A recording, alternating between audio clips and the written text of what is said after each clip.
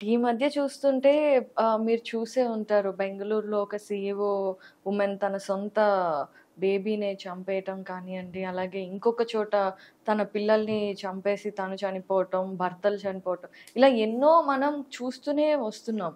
అయితే నిజంగా భారతీయ వివాహ వ్యవస్థ అనేది కుంటుపడిందా? చచ్చిపోయిందా? ఇప్పుడున్న సిట్యుయేషన్‌లో? భారతీయ వివాహ వ్యవస్థ అనేది ఏందంటే, ఇప్పుడు మనం జనరల్‌గా ఇంతకుముందు మీరు చెప్పిన ఒక సంఘటన వల్ల నేను చెప్పదలుచుకున్నది ఏందంటే, ఇప్పుడు ఆ బెంగుళూరు సీఈఓ తన కడుపులో పుట్టిన ఎవరు జనరల్‌గా తల్లి ఎక్కడ చంపుకోరు జనరల్‌గా. అవును. ఏ తల్లి కూడా చంపుకోదు ఎక్కడ కూడా. ఎందుకంటే హ్మ్. నేను కొన్ని వందల వేల కేసులు చూసినా గానీ ఎక్కడ తల్లి ఎంత కష్టపడైనా సరే, కష్టమైనా, నష్టమైనా సరే తల్లి ఎప్పుడూ బిడ్డని కాపాడుకోవడానికి చూస్తది. అవును. అది తల్లికున్న గుణం అది జనరల్‌గా. సో, ఈ కేస్‌కొచ్చారకు ఈ 2 ముడిపెట్టాల్సొస్తాయి. ఏది ఆ సంఘటనకు మన భారతీయ వివాహ వ్యవస్థకున్న అది ముడిపెట్టాల్సొస్తది. ఏందంటే, ప్రాబ్లమ్ ఎక్కడుంది అంటే, ఇప్పుడు మన భారతదేశంలో ఒక వ్యక్తి ఏదైనా బిహేవ్ చేస్తున్నాడు, లేకపోతే డిప్రెషన్‌లో ఉన్నాడు, లేకపోతే అబ్నార్మల్ బిహేవియర్ ఉంటాయి కొన్ని. హ్మ్. చేసినప్పుడు మనం వాళ్ళని కౌన్సిలర్‌కి ఎళ్ళు అని చెప్తే, నేనేమన్నా పిచ్చోన్నా? నీకే పిచ్చుందంటారు. రైట్. ఇండియాలో ఎవరినన్నా పట్టుకొని నీకు కౌన్సిలింగ్ చేయాలా అన్నాం అనుకోండి సపోజు, హ్మ్. వాళ్ళు ఉల్టా మన మీద ఎదురుదాడి చేసేస్తారు. అవును. ఇండియాలో ఉన్న హైయెస్ట్ ప్రాబ్లం ఏందంటే, ఈ మానసికకి సంబంధించిన సమస్యలు ఉంటాయి గదా! ఈ సమస్యల్ని వీళ్ళు డిసీజ్ కింద పరిగణించరు. అదొక అవమానం ఆ! లాగా అవమానం చూస్తారు. లెక్క ఫీల్ అయితారు. రైట్. నాకేం పిచ్చి లేదు, నీకే పిచ్చుందనో, లేకపోతే నీకే మెంటల్ ఉందనో ఉల్టా తిరుగుతారు తప్ప, ఇది ఇది ఒక మానసికం అనేది కూడా సమస్యలుంటాయి. ఇప్పుడు మనకు జబ్బులైతే ఎట్లొస్తాయో, ఈ మనసుకు సంబంధించి గూడా ఈ సమస్యలుంటాయి. వాటిని కౌన్సెలింగ్ ద్వారా గానీ, థెరపీస్ ద్వారా గానీ మనం మనం పాల్గొనడం ద్వారా తగ్గిపోతాయనే విషయం చాలా మందికి తెలవదు. హ్మ్. మనం ఎవరికన్నా మనం చెప్పినా, సజెషన్ చేసినా వాళ్ళు తీసుకోరు. ఇండియాలో అది ప్రాబ్లమ్. హ్మ్. అదే ఫారిన్ కంట్రీస్‌లో అయితే ప్రతి దానికి వాళ్ళు కౌన్సెలింగ్ ఇస్తారు. హ్మ్. ఇప్పుడు జనరల్‌గా మీకు అర్థమయ్యే భాషలో చెప్పాలంటే ఏందంటే, ఇప్పుడు ఎవరన్నా ఫారిన్ కంట్రీస్‌లో పెళ్లి చేసుకోవాలనుకున్నాం అనుకుందాం. They will go for counselling there. అక్కడ కౌన్సెలింగ్ ఎళ్ళిపోయి ఏం చేస్తారు? హ్మ్. మేము పెళ్లి చేసుకోవాలనుకుంటున్నాం. పెళ్లి తర్వాత ఎట్లా గడపాలా? ఏమేమి ఉంటాయి? ఇబ్బందులు ఏమైతాయి? మానసికంగా ఎట్లా ప్రిపేర్ కావాలి? ఇట్లాంటివన్నీ వాళ్ళు కౌన్సెలింగ్ సెషన్స్‌కెళ్తారు. ప్రీ మ్యారిటల్ ప్రీమారిటల్ కౌన్సెలింగ్ ఎళ్ళిపోయి అక్కడ ఏం చేస్తారంటే వాళ్ళు ప్రిపేర్ అవుతారు మైండ్. ఓహో! నేను కొత్త జీవితంలోకి పోతున్నా.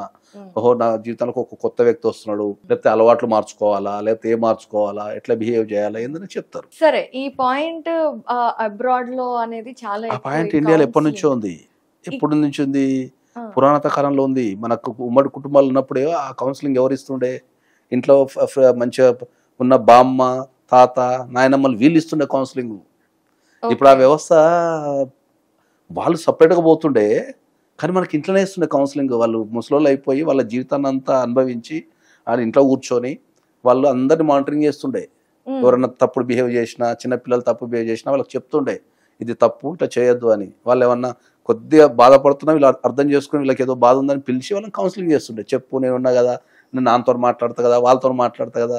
నీకెందుకని ఒక భరోసా ఇచ్చి వీళ్ళు కౌన్సెలింగ్ చేస్తుండ్రు ఉమ్మడి కుటుంబాలలో. అవును. సో, ఎప్పుడైతే ఈ ఉమ్మడి కుటుంబ వ్యవస్థ అనేది నాశనం అయిపోయిందో, ఈ ఆటోమేటిక్‌గా ఆటోమేటిక్ ఈ కౌన్సెలింగ్‌లు పోయి వచ్చేసి సంపడాలొచ్చేసినాయి మనకు.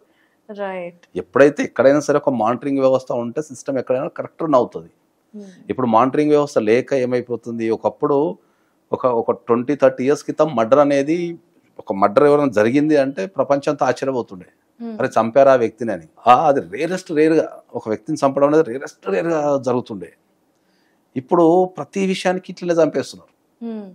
కరెక్టే. పెళ్ళాన్ని మొగుడు చంపడమో, మొగుడు పెళ్ళాన్ని చంపడమో, లేకపోతే ఈళ్ళిద్దరు కలిసి ప్రియుడిని చంపడమో, ప్రియుడు వీడిని చంపడమో, మర్డర్ ఇంటికొచ్చేసింది.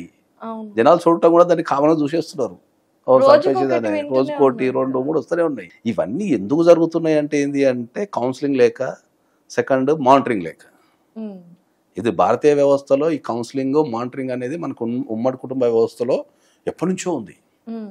ఇప్పుడు మనకున్న కల్చర్‌లో ఏందంటే, ఎవరైతే మన ముసలోళ్ళని చూస్తామో జనరల్‌గా వాళ్ళని ఇప్పుడు పట్టించుకోవడం లేదు. నువ్వు ముసలిదాన్ని పక్క జర అంటుండ్రు. నీకేం తెలీదు పో నీకేం తెలుసా అంటారు. అంటారు అట్లా. కాబట్టి ఇప్పుడున్న ఈ బెంగుళూరు సీఈఓ దాంట్లో కూడా జరిగింది ఏంది అంటే 2 పద్ధతులు ఏందంటే కౌన్సెలింగ్ ఇవ్వాలి ఫస్ట్ ఎక్కడ కూడా. హ్మ్. తర్వాత మానిటరింగ్ వ్యవస్థలు.